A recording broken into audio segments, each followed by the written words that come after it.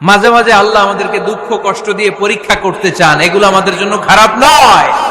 এই দুঃখ কষ্ট বিপদ আমাদের কোমরকে সোজা করে, আমাদের পায়ের মাটিকে শক্ত করে। চিল্লায় বলেন ঠিক কিনা? প্রতিকূল পরিবেশে কিভাবে বাঁচতে হয় এই দুঃখ কষ্ট আমাদেরকে শিখায়। এজন্য মুমিন বান্দার বৈশিষ্ট্য হচ্ছে দুঃখ কষ্ট বেদনা জ্বালা এগুলোতে সে আপসেট হয় না, সে হাল ছেড়ে দেয় না, সে ভরসা রাখে একজনের উপর। চিল্লায় বলতে হবে তিনি কে? কারণ মুমিন জানে রাত্রি যত গভীর হয় অন্ধকার তমানিসা ভেদ করে সুবহে সাদিক হয়।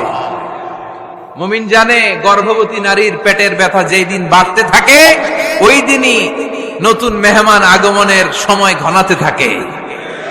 মুমিন জানে তার জীবনে দুঃখ কষ্ট বিপদ যত বাড়তে থাকে সুখের দিন কাছে আসতে থাকে। এজন্য মুমিনের হারাবার কিছু নেই। ফাইন্না মাআল উসরি ইউসরা, ইন্না মাআল উসরি ইউসরা। নবী হে, কষ্টের পরেই আছে আনন্দ, দুঃখের পরেই আছে সুখ। আপনি সমস্যায় পড়েছেন, ওই সমস্যার সমাধানও আছে না নাই? এই পৃথিবীতে এমন কোন সমস্যা আছে যেটা সমাধান নাই?